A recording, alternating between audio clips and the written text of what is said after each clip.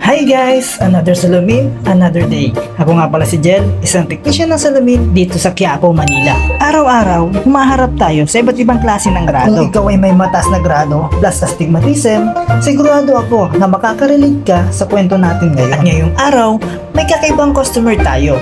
Siya si Ma'am Charlize, all the way from Quezon City. Nag-message siya sa page namin.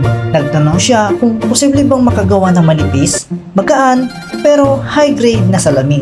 Ang concern niya, ang grado niya, OD o right eye, minus 750 combined 450, axis 3, OS or left eye, minus 10 combined 450, axis 180. Ang taas ng grado niya, di ba? Kaya, ang pinag-aalalan niya, baka sobrang kapal ng lens, baka mabigat sa frame, at syempre, baka mahal. Kung hindi nyo alam, ako lang ang nagmamahal. Charot! Pero dahil dito sa shop natin, alam nyo naman, quality lenses at affordable price. At hindi na nagdalawang isip si ma'am. Pagdating ni ma'am, dala-dala na niya ang sarili niyang frame. At meron na din pala si ma'am dalang prescription o grado ng kanyang mata galing sa optometrist. At ito na nga guys, yung lens ni ma'am. Sobrang kapal na talaga ng lens na ikakabit natin sa frame ni ma'am. Pero huwag kayong mag-alala dahil gagawa natin ng paraan para magawang mas manipis pa at agad ko na sinilip ang prescription gamit ang lens meter para masiguradong tama ang grado. Tapos nilagyan ko na ng demo lens. Ito ang template na ginagamit para tumugma ang lens sa sukat ng frame. At ito na, time to work. Paano namin ginagawa ang ultra-thin lenses? Hindi basta-basta ang paggawa ng 1.67 index ultra-thin lens. Makunat ito kaya hindi kaya ng ordinaryong cutter. Nilalagari namin ito manually. At buti na lang, andyan si paring Jerome na eksperto sa pagputol ng high index lenses. Dati kasing 16mm ang pinuputol niyang bakal. Pagkatapos lagariin, ako na naman ang mabanat sa edging machine. Dito, dahan-dahan ang galaw kasi pag nadulas ka, pwedeng magasgasan ng lens, sayang ang materyales, sayang ang effort, lalo na kung mahal at high grade ang lente.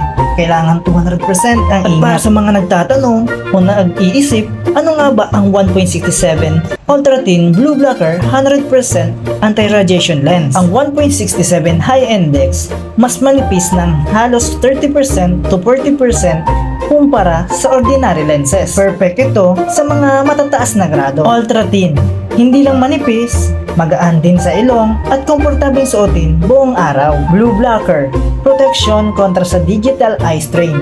Sinasala ang harmful blue light mula sa gadgets. 100% anti-radiation, may dagdag protection laban sa screen glare at radiation. Para ito sa mga laging nakaharap sa computer, cellphone o LED lights. Matapos ang eksaktong pagkahasa, pagsukat at paglinis, naipasok ko na ang lens sa frame ni Ma'am Charlize at grabe mga kasalamin. Ang ganda ng kinalabasan. Kahit mataas ang grado, di mo halatang 10 ang sukat ng grado niya. Manipis, magaan, presko at eleganteng tignan. Pagkasuot ni Ma'am ng salamin, saktong-sakto ang grado. Walang hilo, walang layo, tuwang-tuwa siya kasi accurate ang reseta. Komportable ang fitting at higit sa lahat, hindi halatang mataas ang grado niya. Kaya sa lahat ng may mga mataas ng grado, hindi hadlang ang minus 10 o minus 12 sa maganda at manipis na salamin. Basta tamang lens, tamang technician at tamang alaga. Gagawa natin ng paraan yan. Mag-message lang kayo sa page kung may mga katanungan kayo.